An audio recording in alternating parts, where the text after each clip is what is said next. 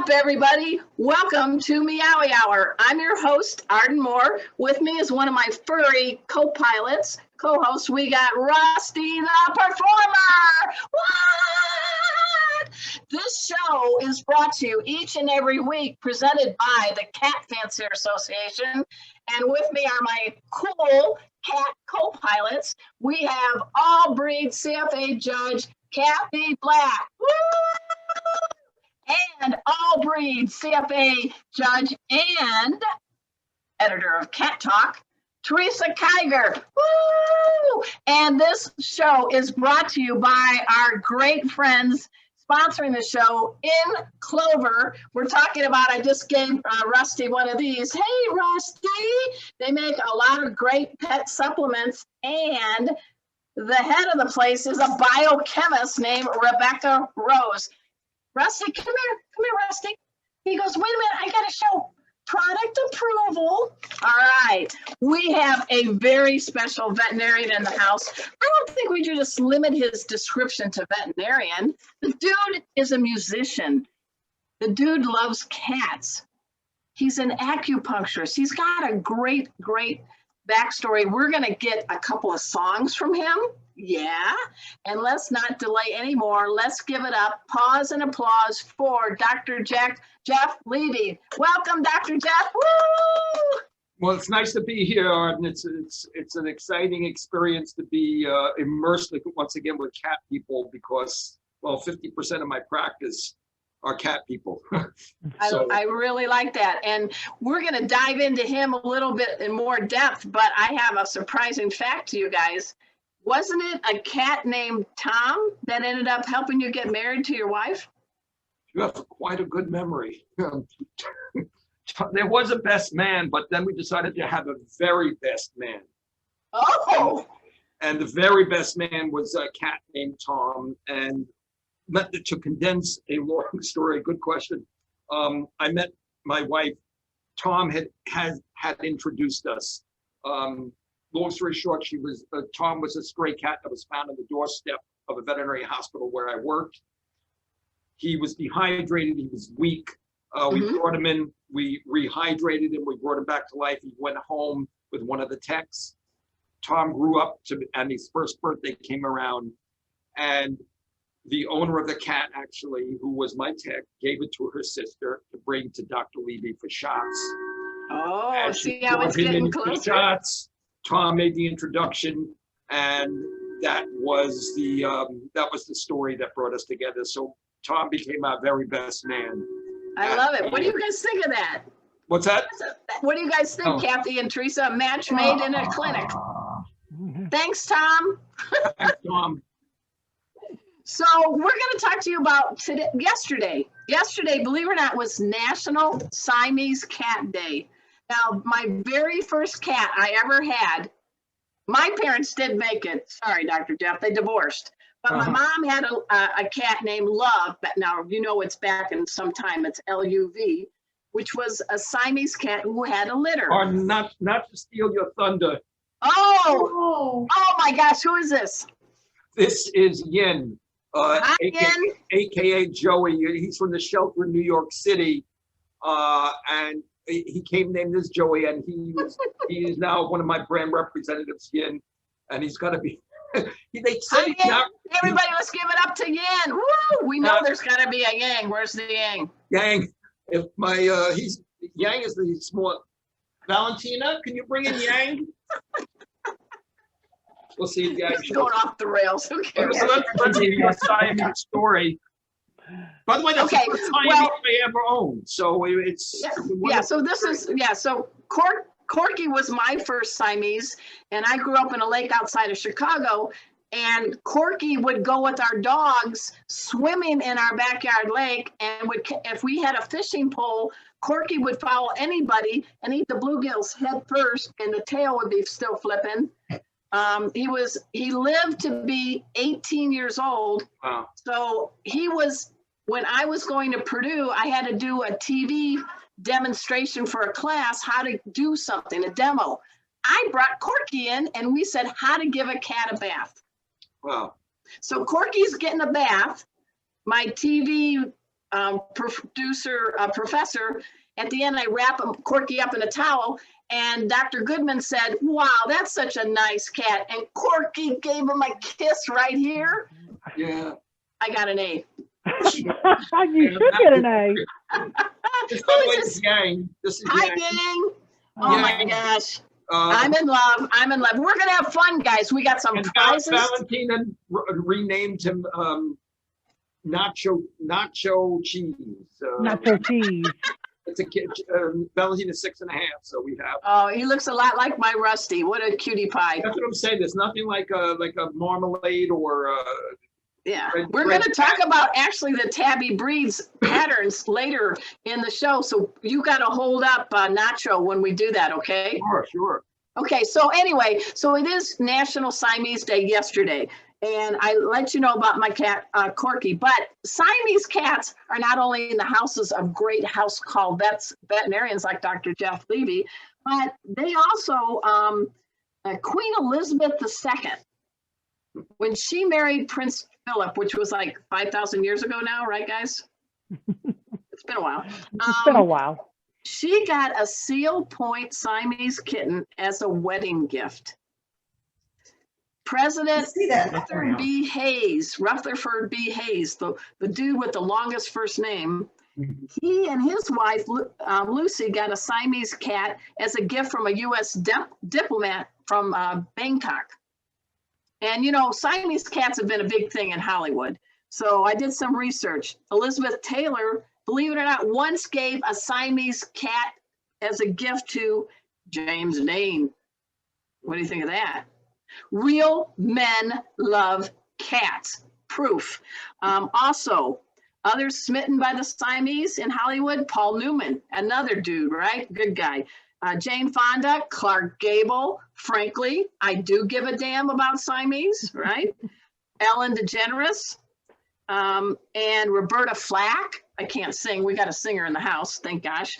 And the late John Lennon. What do you guys think of this illustrious list of people who have had their lives boosted by a Siamese? They had good taste. What do you think, Dr. Jeff? I think that they really were in for treats, and I'm sure they got used to having them meowing at night as well. All right. Well, before we get into the heart of the talk with Dr. Jeff, today is a very special birthday. It is the birthday of the CFA president, Daryl Newkirk. And I know it's a milestone. I don't know if I should spill the beans, but it's on his Facebook page. Let's give it up for Daryl Newkirk. Happy birthday. And 2 days ago, we got to wish another Meowvelous happy birthday to our special Kathy Black, who is not the same age as Daryl Newkirk, but happy birthday, Kathy. Thank you. Mine did not have a 0 on the end, not yet.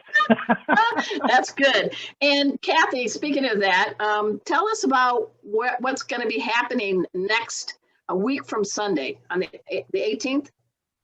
Yes, Arden and I are going to be visiting one of the CFA cat shows in Mesquite, Texas, at the Hampton Inn Convention Center, where there's going to be a show taking place.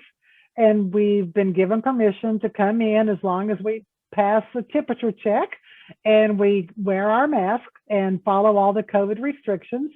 And we're going to walk around and talk to people there at the show. Teresa's going to be judging, so we'll be talking to Teresa, watching Teresa judge some cats. And we're going to hopefully get something usable that we can feature. It might be a comedy reel at the end, who knows? We don't know what it's going to be. I'm not a videographer. I'm going to be using my phone, but hopefully we will get something suitable that we can feature in a future episode of Meowy Hour. So we appreciate the clubs allowing us to come on Sunday, and we're I looking promise forward to behave. Even though my radio show's called Oh Behave, I don't, but no, we're looking forward to having a good time, and it'll be the first time Arden will meet Teresa and I in person. So, well, I met Teresa at Cat Writers, but never at a cat show. And Dr. Jeff, I know you've done cat shows. I will definitely bathe and groom, right? But I bet I shouldn't put on any catnip scent perfume, right, Dr. Jeff? Well, it never occurred to me that anybody would really do that.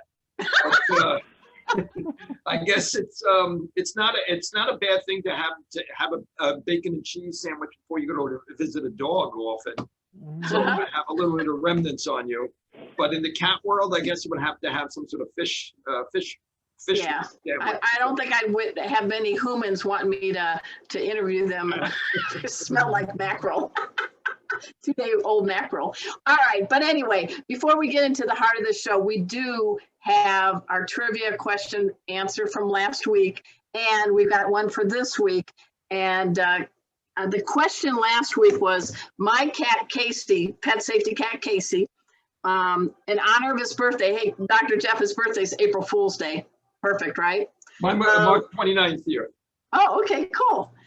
So I said, which one of the Tabby patterns does Casey sport?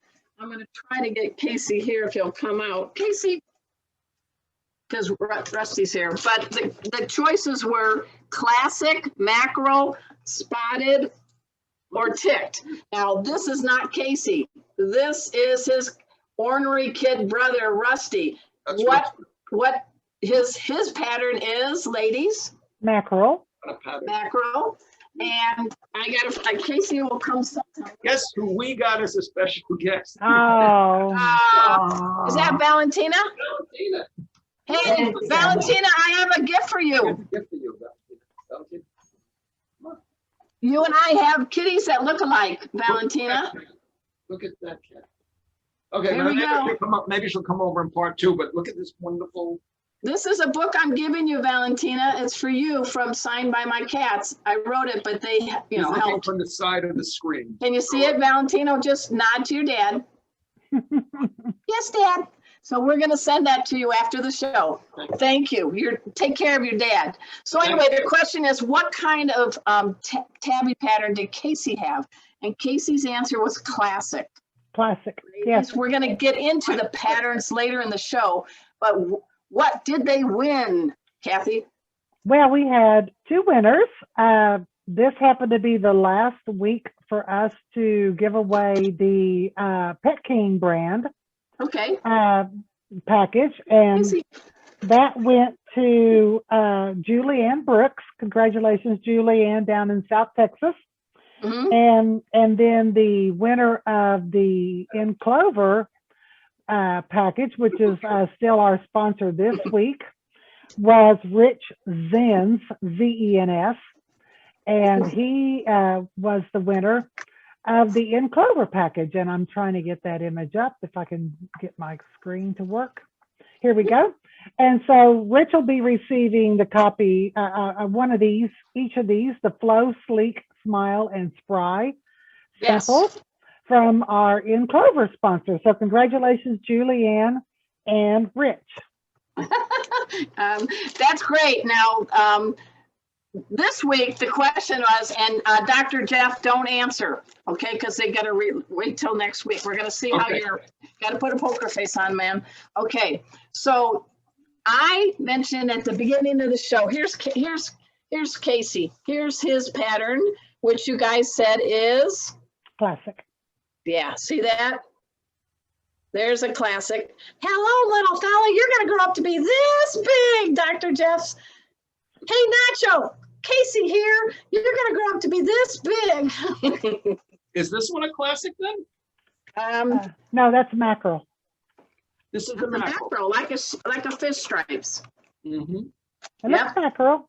They're pretty broad. Mackerels don't have to be that black and gray. No, it's a red. It's a red mackerel, not a brown. Yeah. Oh, so there's a brown mackerel and a red mackerel. Yes. Yeah, we're going to learn more about that later in the show. But anyway, what do you think, Valentina? You don't have to just peek over your dad. Say hi to Casey. She's being shy. She goes, he's going to sign the book too, just for you. Okay, so what's our trivia question? Yeah. All right, so the question this week, and don't answer, Dr. Jeff. No. All right. Against my mouth here. I said that yesterday was National Siamese Cat Day. So in honor of it, I spoke of the very first cat I ever had, I grew up with, who was a Siamese. Let's see how savvy you guys are. Was the cat's name A, Archie. Don't answer. B, Benny. C, Corky. Or D, Davy. So what was the name of Arden's first cat, a Siamese cat? Archie, Benny, Corky, or Davy? Now, we got 2 prizes, right, Kathy? The first is I am going to give an autographed copy of my book, The Cat Behavior Answer Book. And Kathy? And the other winner will be the In Clover wellness treats from our sponsor, the Sleek, Smile, Spry, and I have to bring up the picture to get the fourth It's one. Flow, Sleek, Flow. Spry, and Smile. Okay, that was close. Yeah, and that's from In Clover. We really thank them for it. Rusty and Casey loved chowing on them during Meowy Hour. All right, we finally, this has been a crazy start, but who cares? Are you guys having fun? That's the whole purpose. We want to edutain because cats are so amazing. So with us today, we have a very, very special guest. Dr. Jeff Levy is a house call vet in New York City. He's also a musician. He's also an acupuncturist. He's also a very proud dad, as you can tell. And my cat is stealing some treats. I want you after the show to please go to housecallvetnyc.com and learn more about Dr. Jeff. He's gonna actually he's gonna sing a couple of songs for us that he wrote. But before we get it all started, this guy won a Merit Award for Community Service by the Veterinary Medical Association of New York City. He's been a guest on my radio show, Oh Behave, on Pet Life Radio. That's gonna air soon. I'm kind of surprised. I like this one. You call yourself a composer of pet-centric music. Explain.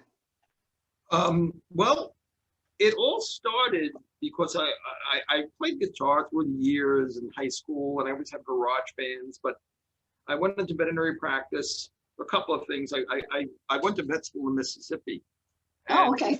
And me being a guitarist, I was sort of fascinated with the state of Mississippi and started working with catfish farmers. Vet school had programs, and I moved sort of out into the Mississippi Delta, got re-inspired by the culture of the bluesmen out of Mississippi, and I came back to New York, and I was in an animal hospital practice in Manhattan, and I ran into people who were not only pet owners, but they were also musicians. So I put together an organization. We called it Pet Rocks. The Pet Rocks. Yeah, PROX. So we played. Come on, that's good. We played dozens and dozens of benefit shows for various humane organizations all through the New York City metro area. Very nice. And I began as a tongue-in-cheek endeavor. Started, I'm gonna buy me a dog by the Monkees, and the rule was you have to have a song with some. We even took it to the point where we did La Cucaracha because aren't insects sort of in the animal world a little bit? Yeah, they're sentient beings. So and again, it became very tongue-in-cheek, and then I started writing my own music. And the first song I wrote was "It's Raining Cats and Dogs," naturally. And I had to find a term for this music, so I coined pet-centric. Perfect. It is indeed focused on the pets and the special relationship we have with the animals we live with and live with on this planet. So all the Don't you feel like you're working all sides of your brain? I mean, you're a man of science and you're a man of music. Yeah, well, there's some correlation between musicians and science because there's something mathematical underneath it all, though I was horrible in math. But somehow maybe I compensated a little bit. And it got very interesting. I got to work with some very famous people. I knew Marvin Hamlisch, the famous composer. Oh, really? Yeah, and I cared for his dogs with acupuncture.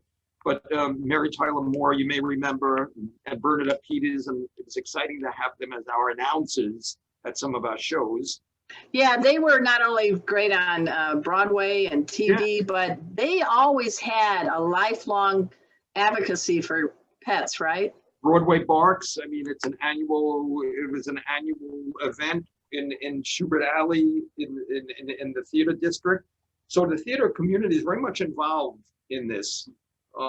So it was just a great opportunity to write pet-centric music. And then, long story short, somehow I was invited to audit BMI musical theater workshop. So before you know it, I'm really surrounded by professionals.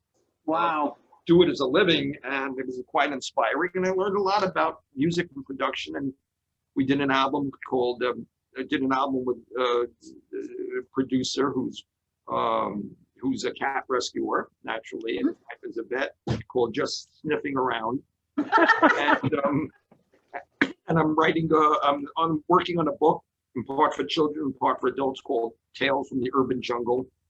Nice. We'll have to have you back on when you get that book done. With stories from a veterinarian in New York City, and trust me, there are lots of stories. Oh yeah. Now, So it's COVID's it's TALES, not TAILS, right? It depends how you read it. Maybe we'll see how your eyes focus on the. But we're working on both versions. We'll see which one wins out. Okay, see, he's already being a scientist at it. He's even doing scientific studies on the title of the book. COVID's been very, very challenging for all of us, but it has to be very challenging as a house call veterinarian.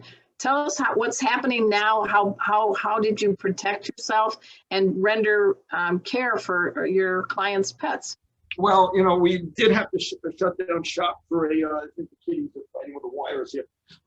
Kitties and wires. The computer was moving a little bit. I think the wrestling of the two kittens here. Yeah.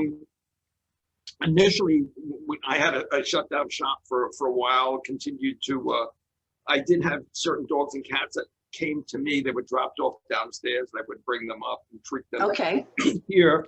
But when things were a little bit better managed, I would rent a bicycle and I would bike to my calls. Oh my gosh. I'd double mask, and I saw dogs and cats. I saw them in hallways, on rooftops, on terraces. Wow. In parks, spent a lot of time in Central Park with the pets. And something that's really wonderful because it was so refreshing. I saw another side of my patients. So it was just very nice. What do you mean by another side of your patients? Well, kitties. He's living with kitties, so we all know what that means. It's the wonder year. You wonder where your sanity went. Yeah. I really like going out in here and wrestling. Yeah. The question was? So you said you saw another side of your clients. What did you mean by that?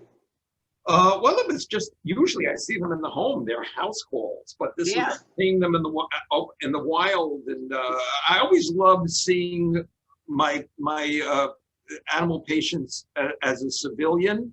Mm-hmm. So it's funny, every once in a while I'd run into a dog or cat I knew from the animal hospital on the street. And the dogs and cats would sort of look at me because I guess they knew my scent, but I wasn't dressed in white. I wasn't wearing a stethoscope. And you were on a bicycle. Yes. So it was a different type of experience, and it was seeing it from another angle. And also it's, quite relaxing for everybody to lay on the grass and do your acupuncture out on a blanket. It was wonderful.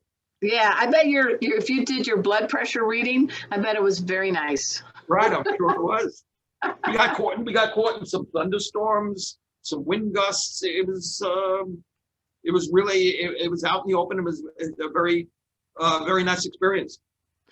How are things going now as we are starting to get more and more people vaccinated? How's things as a house call veterinarian in the Big Apple now? Well, at least in New York City, things are a bit more relaxed. People are taking their precautions. Most people are pretty good about it. Mm-hmm. So people are relaxed. I'm still getting lots and lots of calls, and we do a mini interview, the same types of questions they asked me before I went to the dentist. Have you been exposed? Have you tested? All the types of questions that you would ask before you invite somebody into the house. Okay. And in some cases, people confess that I'm the first person they've had in their house. There was one couple, I saw their dog, and they told me that I was the first person to enter their premises in almost a year. That's pretty chilling. Yeah. Yeah. So it's an honor to be. It's also a testimonial of the importance these pets have in these people's lives, that they're willing to break curfew, so to speak, on this for the sake of their pets. So, Well, I think they've kept us healthy and sane, don't you think, Yeah. through all this? well, that's if any of you see my video, my music video, which is one of the things I've started to take our songs and put them to put them to video representations now. I wrote a song called 21st Century Pet, Yeah, I saw that. It was good. and that's on, I believe, on YouTube, Dr. Jeff, the Household Vet, and there's 3 versions of, there's a live sing-along where you could finally see my daughter perform. Hi, Valentina. Yeah, she ran out, she took the cat with her. Hey, but you know what? Give it up for her. She did pretty Oh, really? well. Really, she tend to be on the shy side, except when she's alone with us and with her friends. But That's fine. she was in the video. Good. And my wife was in it, and we had the singer, and we had a cousin in it, and it basically it does speak of the comfort that adults provide during crisis, and especially during the pandemic. I mean, you may have a scary day out there, whatever's going on, but knowing that there's something that's going to wag its tail or meow when you open the door, Yeah. really, so it makes it all worthwhile if you can come home to that. And, Well, I appreciate it. I know, I wish this show was like a 4-hour show, but it isn't. But I do know, hey, everybody, you're in for a treat. Now, all the cat ears are like, meow, meow. Yeah, because Dr. Jeff is going to treat us to one of his feline songs. Are you ready for it, man? Right now, which one are you going to do? Which one do you like to do I first? think I'll do, well, this is the real cat song, Show Your True Stripes. Okay, everybody, Dr. Jeff Levy, and he's going to do Show Your True Stripes. Go ahead. And when we played it live, I always would dedicate it to the tomcats and the pussycats in the audience. Show you. Whatever you wear,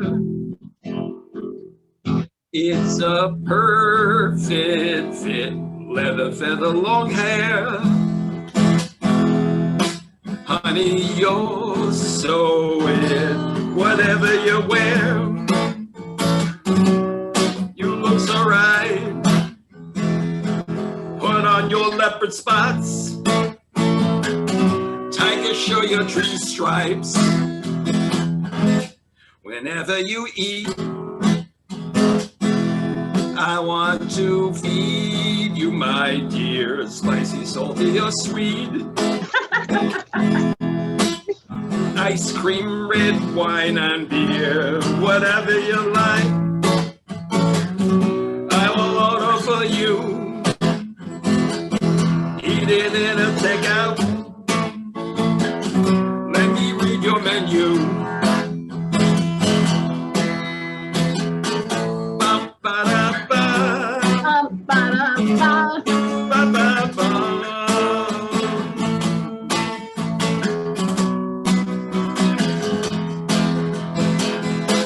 Whenever you play, I want to join a game, a make-believe house,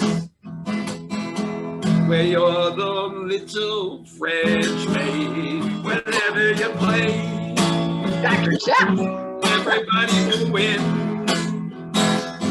Be my fantasy nurse. The Dr. Feelgood is in. Woo! Let's give it up that for was Dr. great. So that was our naughtiest song for the misbehaving video. If you have to, I can play you a couple of. There's a couple of. If you like, I can play you a little bit of a song that the lyrics were dictated to me by my old cat. He was quite a prankster. Okay. Yeah, if you want to do a little excerpt of it, and then are you going to do Out of Here? Do you want to? This is Out of Here. Oh, okay. I got to tee you up properly, Dr. Jeff. Now on stage, on Meowy Hour, the one, the only, Dr. Jeff Levy from Pet Centric and the Pet Rock Band. He is here, right here for us, for the global audience on Meowy Hour to sing out of here. But you got to stay after the song, okay? Okay, and Okay. again, imagine that these lyrics were dictated to me from my kitty sitting at the window looking out. All right. Out in the yard, things they look much better. Beyond the window guards, birds and bees fly too. Beyond this windowsill, yeah, I can see forever. It's heaven if I get out of here.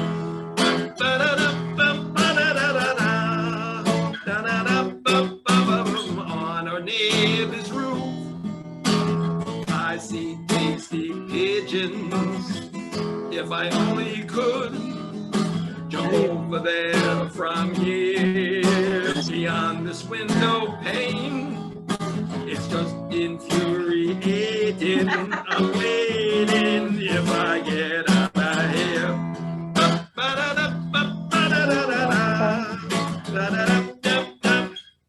I've lived my whole life inside.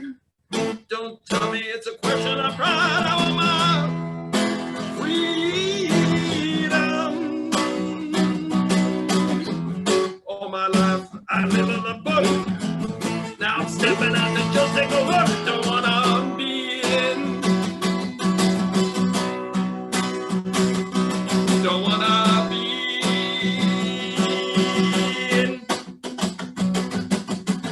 in the street below. I see people moving in the street below. I watch pygmies blow in the wind. Out in the blue, there's always something brewing, doing it if I get out of here.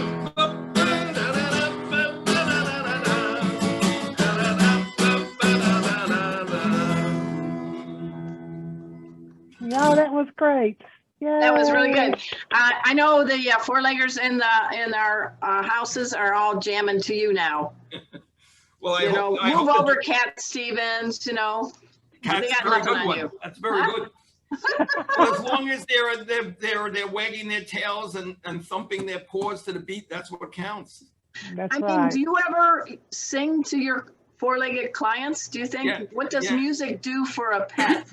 Yeah, in fact, we're going to post in probably the next few days. There's a little dog, not a little dog, a big dog. He's actually a very substantial hound that lives on the Upper West Side of Manhattan. And this dog is actually agoraphobic. He's afraid to go out. Oh, And I see him for acupuncture. And I don't think the owner will care if his name is Umi. He's the Gumi? Umi, Umi. Umi, U-M-I. And Okay. he really suffers from agoraphobia. He doesn't leave the house for periods at a time. The husband's got to carry him outside to do his business. Wow, that's sad. And we started acupuncture. They called me for his anxiety, and they tell me that afterwards he really responds and he starts going out. So there's we'll probably be posting a duet I perform with Umi because I have to do a little bit of a lullaby, not one of my songs, but I Oh, sang nice, nice. a variation with Umi style lyrics on Toyland. Umi, Umi, wonderful dog in Boyland. So you'll sing, and he howls along with you. You do very well. So I have a question about acupuncture or acupressure. Is acupuncture or acupressure? He's acupuncture. Acupuncture. Okay, and you were talking about doing it even outside in Central Park. So I guess the animals are relaxed enough during this procedure. Absolutely. They don't mind being in an open area. What kind of other than like being afraid of going outside, what other kind of problems are you treating with acupuncture?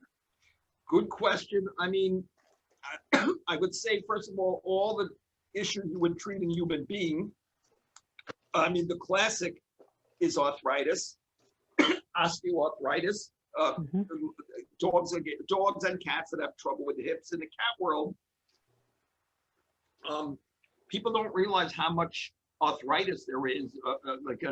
In a larger breed, a big heavy cat, or in a Norwegian forest cat. Imagine that ball and socket and the lower back, the lumbar region.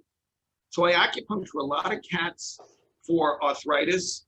I acupuncture a lot of cats for that I call it the trifecta. You know those cats that may be a little bit on the skinny side and have bladder infections, urinary tract issues, itchy skin, a little bit anxious. In Eastern medicine, that's called a heat and fire condition. And in acupuncture, we try to promote the calming essence in the body by stimulating the yin. That's why we have yin the cat here, but the yin meridian to counter the yang influence, which is highly energetic. So we're essentially trying to balance the system. As you know, cats suffer a lot from inflammatory bowel disease, pancreatitis. Not so much we can always do for that. And of course, the classic is elderly cats with kidney disease. Mm-hmm. And so much of Eastern medicine, TCM, traditional Chinese medicine, acupuncture, is all based on promoting kidney function and increasing the yin component of our yin and yang. That I don't know if you can see this, but that yin and yang, balancing the system, right, to bring normality back, homeostasis in the system. So those are some of the things we do with acupuncture. So Well, even what I with love about you- kidney failure, even with Well, kidney failure, you can have results. The animals will respond They see favorably. I'm not going to say that we see, though I've seen things that were more or less inexplicable. You know how cats at a certain age, when they develop kidney failure, they often become anemic due to that, because there's a lack of erythropoietin production, all those technical reasons. So there's not much we can do with kidney disease in cats. It's sort of part and parcel to their aging. So it seems to this little between the little sub-Q fluids, your regular vet might do cystocentesis, they may culture the urine, but the bottom line is we're doing something on an organic level. I'll put it this way: I see many, many kitties with kidney disease, and I get many referrals from my colleagues who swear that it works. So you're improving their overall body to help them deal with the issue. Okay. Yes. But what I love is that you're like I said, a man of science. You've been trained conventionally, but you're marrying the Eastern with the Western medicine and the power of music and being able to help cats that may not really want to see you in a white coat in an exam room. Right, so, right. I have to be a little surreptitious. I come in like, I come in nondescript, and you come in like the friendly uncle, right? Exactly. And my second visit, I come in, sit on the couch, talk with the people. And as you know, as cat people, probably the worst you can do is see a cat and grab them and get to work. Yeah. You sit there, you almost ignore them. And they can't stand it when they're being ignored. So right? So they come up, they look at you across the room, then they come over, then they go away. So I said it's not about an hour on a first visit, and then they come on, they sniff you, and they walk away. Then the tail goes up. Then the tail goes up. Then they rub against. Hallelujah. And there you go. You're in.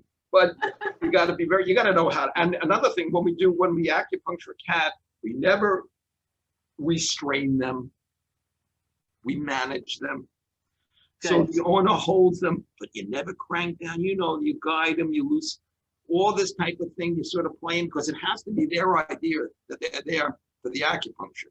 Once you start telling them what to do, you're lost, right? Mm-hmm. Yeah. So yeah. You have to sort of gently guide the kitty to its proper. You're all pet psychologists, right? So you know what it's like working with a kitty. Yes. Well, that's good. I mean, yeah, I think the words are, with cats, you never force, you always negotiate, right? You negotiate, you wait it out, you wait, and I find it best to just ignore them for the first few minutes, and then they say, well, you can't really ignore me, can you? Mhm. And that's when the delicate balance and negotiation occurs. If anybody has questions for the good doctor, fire them away, because Teresa Keiger is kind of keeping an eye on things. I don't know if we have any questions yet for Dr. Jeff. I'm laughing because my two cats are tapping over my keyboard and they almost just minimized the whole screen. Hi, guys. I'm negotiating, Dr. Jeff. Why not? So what do you think, how do cats have made you a better veterinarian and then a better person? And people, by the way, are writing in how much they love your music. Thank you. And again, if they want to hear more, please go to Dr. Jeff, the House Call Vet, and they can hear some other songs we're putting on. We're working on more. Good. How does a cat make you a better person? Made you a better person. Oh, me? Yeah. Well, they're autistic. They have a lure. Mm-hmm. They introduce little finer things in life. Yeah. Kitty caviar, please. They say that cats like opera and that kind of music better than, say, rock and roll or something like that. But I haven't seen that mine have responded any differently to any kind of song. I had Alexa play supposedly cat music for them one time, and they actually went up to the Echo Dot and looked at it like, why is this playing music? But I don't know if they actually were soothed by it or they actually liked it or not. They have wonderful hearing, but they're six. But I think they've made me more patient. Okay. Maybe not really calculating, but a little bit more subtle in how I achieve. And they're a lot of fun. They're just much fun. Now, entertainment value alone. The cats that you have here now, you've got Yin and formerly Yang, which is Nacho Cheese. Yeah. How old is Nacho? Well, they don't really know exactly because Nacho was found in a pile of tires in a parking lot. So there was no documentation, no notes pinned to his fur or anything. So I think Nacho was about 4.5 months old. Yeah. Okay. And I think Yin. Thank you for not naming him Retread. Good, very good one. How old, Valentina? How old? What, Yin? Yin is 5. Okay. Yang. Okay, she says Yang is 5. She knows everything. She's 5 months old is Yang, and how old is Yin? 8 months. Okay. 8 months. Okay. We heard it from the expert. Okay. That's right. Yeah, he was about twice the size, so I would say he's older. Yeah. I think he's a big fellow though. He's hefty. Hey, you said something that when I had you on my Old Behave show, Valentino is following not in your footsteps, but in my paw steps. Explain. Oh, well, she claims that she wants to be I know she seems like she wants to go into medicine because she was taping feeding tubes to her dolls. And she was, I realized talking to you, I know where she figured this one out, because we had a mother-in-law's cat spent a few months of senior time with us, and he had a feeding tube in, and Valentina was very helpful in flushing the feeding tube and doing the feeding with me. It's funny when you talk about a thing, you will suddenly realize it, but I noticed that she was taping feeding tubes to her dolls, right, Valentina? No, she's denying. Just see Barbie. You just gave me a whole new image of Barbie and Ken. Thanks. It's sort of Hey, I hope she does follow you in your paw steps because you have amazing paw steps. What are you going to tell me that you also wanted to be Valentina? Besides Valentina? Oh, don't, that's okay. She's gonna be all shy. Yes, Yeah. I'll get you back, my pretty. Hey guys, we're speaking with Dr. Jeff Levy. Please, after the show, go over to housecallvetnyc.com. He's got some great songs on YouTube.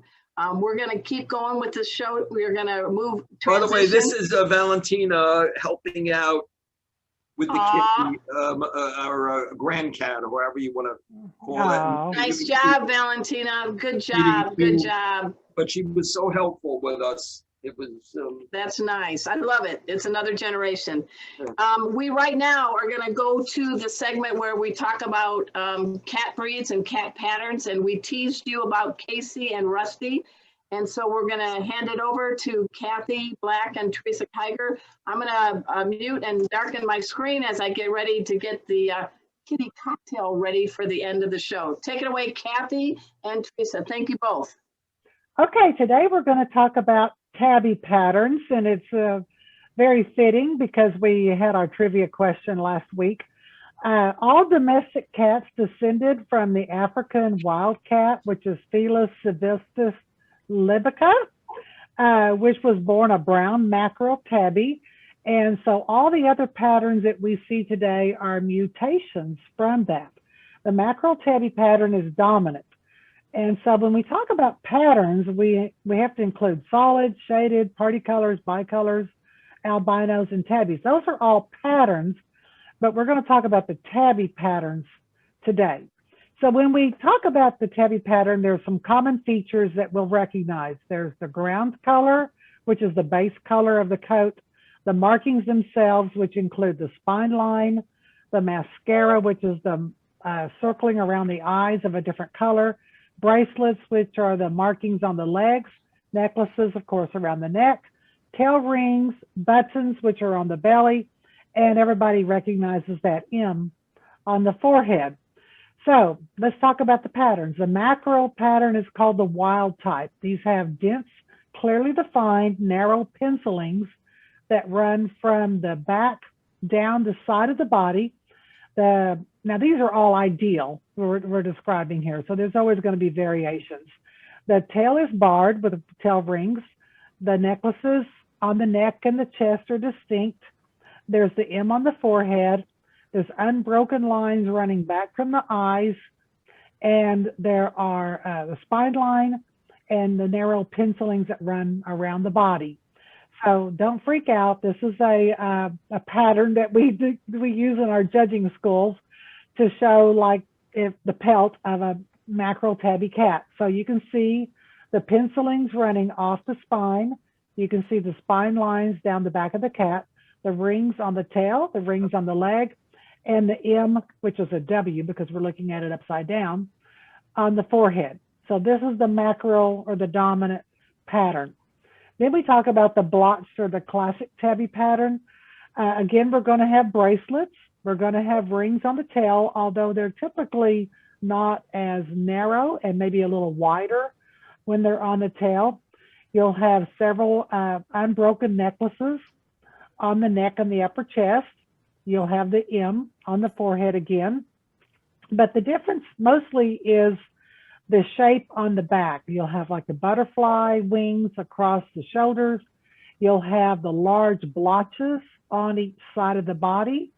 And the markings ideally would be the same on both sides, but they rarely are. And there's a double vertical row of buttons on the chest and the stomach. So this is more the blotched or classic tabby pattern.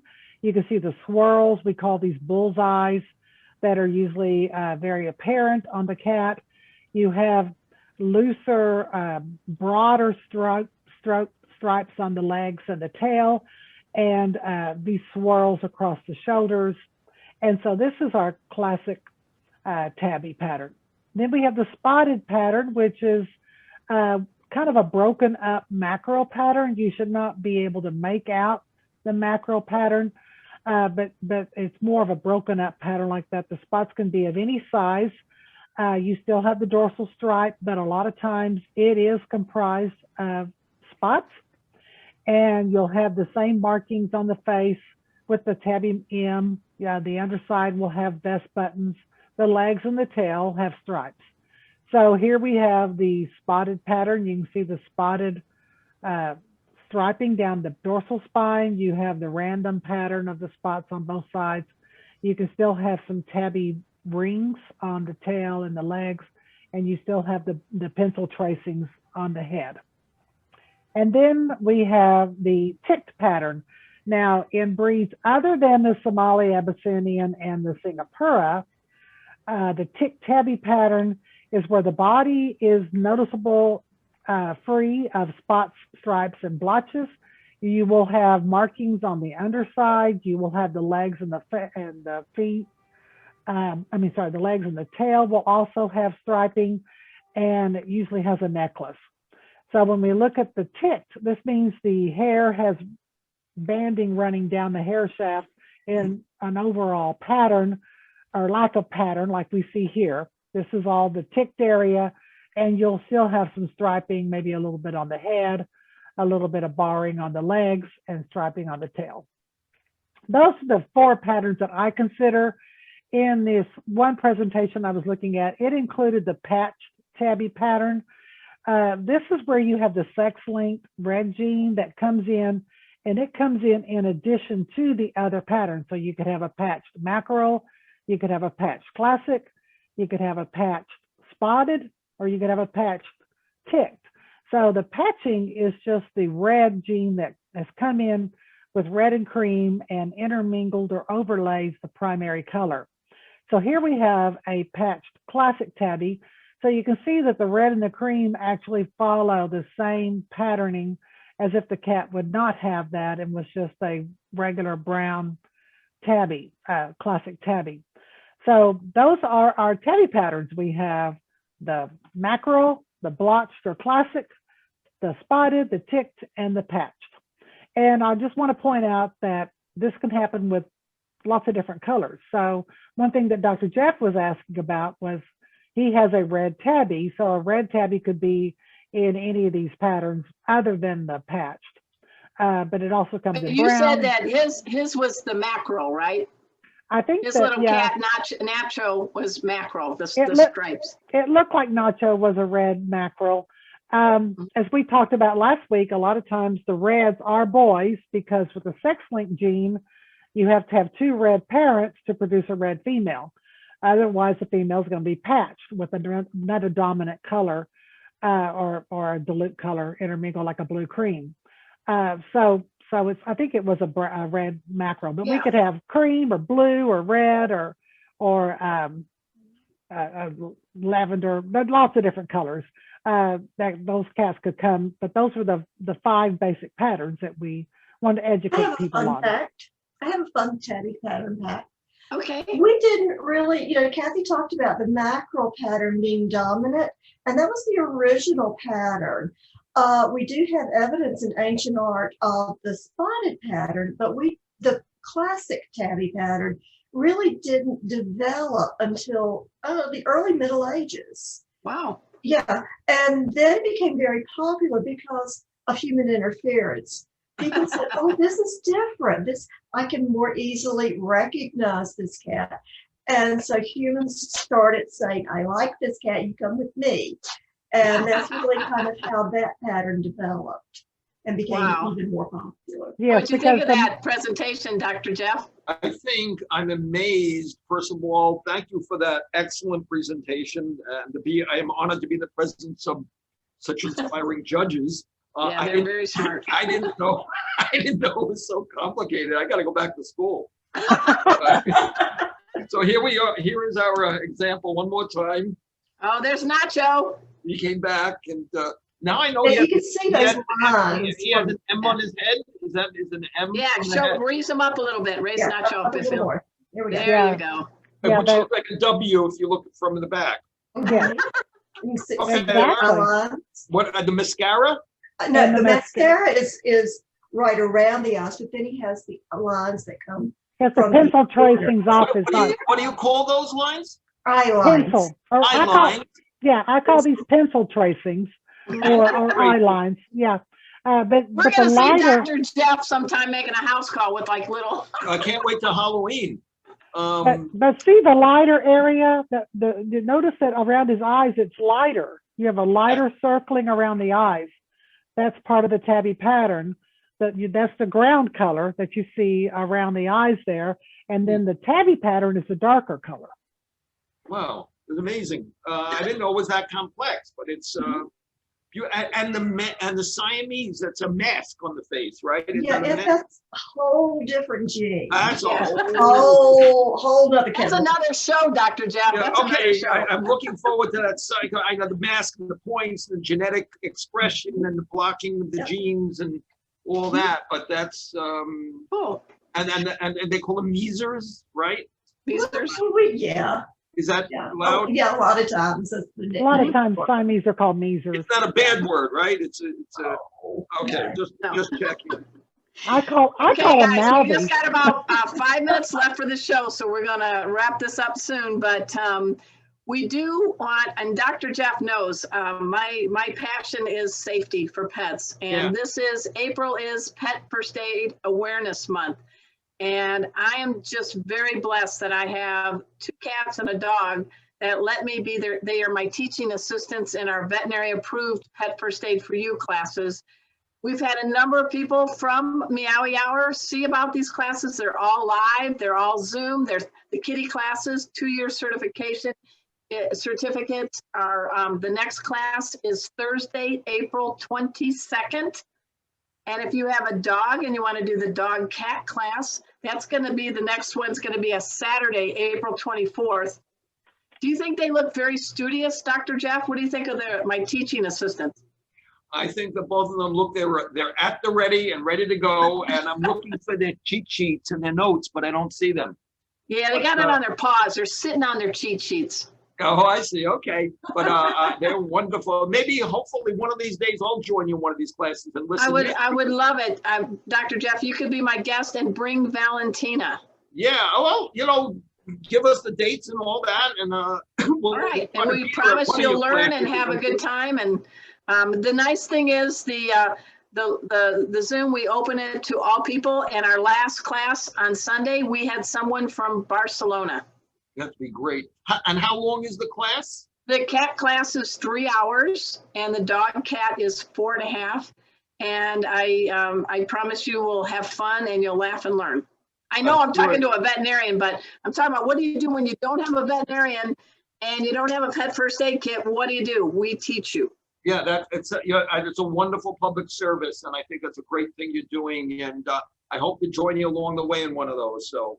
All right. Well, now before we end the show, I'm going to try not to burn down the house. Yeah, this is my favorite. Yes, I am a licensed bartender, and I'm going to be once a month or every 6 weeks going to create a drink that you can light on fire. This one is called the Flame Point Delight. It's kind of our version of the yummy B52. One and done, guys. It's a very potent drink. If you have a flame-proof straw, yay. If you don't, like us mere mortals, you would just let it go on fire for just a little bit and you blow it out. So obviously in the pandemic, don't be blowing out somebody else's drink. Let them blow out their own drink. But look at this cute little shot glass. Isn't this cute, guys? So obviously it needs to be in glass, please no plastic.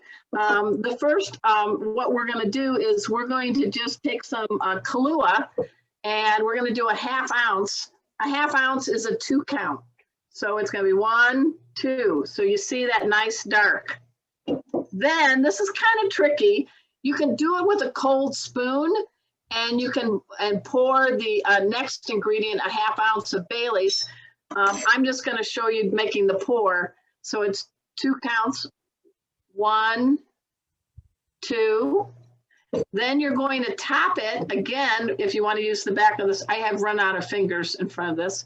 The Grand Marnier, and you're going to do ½ ounce, another 2 counts. 1, 2. Now here comes the fun of chemistry.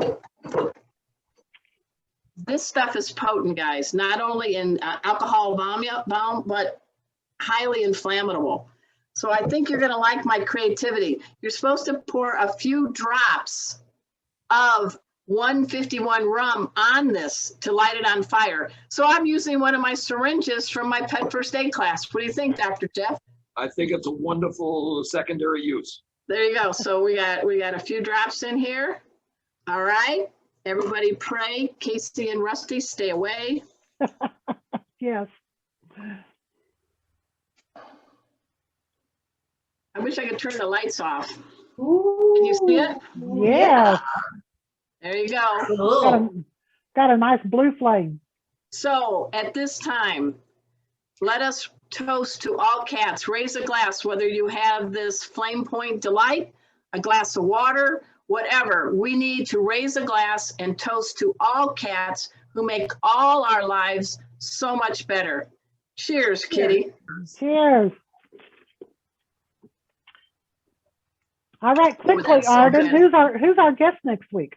All right, our guest next week. Hey guys, you know him, Bob Lynch, AKA the Cowboy Cat Wrangler. Snip 'em and nip 'em. I love it. I also at this time, let's please give pause and applause to the very multi-talented Dr. Jeff Levy for being our guest, and Valentino and Nacho and Yin. Also my co-host, Casey, Rusty, and of course the two-leggers that are brilliant, Teresa, Keiger, Kathy, Black. We are so glad that this is presented every week by the Cat Fancier Association, and of course our great sponsors in Clover Pet Supplements. Check them out. So until next time, we will see you next week. Same cat channel, same cat time. We will see you on Thank you. Meowy Hour. Thank you, Bye, everybody. Thank you. Thanks for tuning in. Thank you.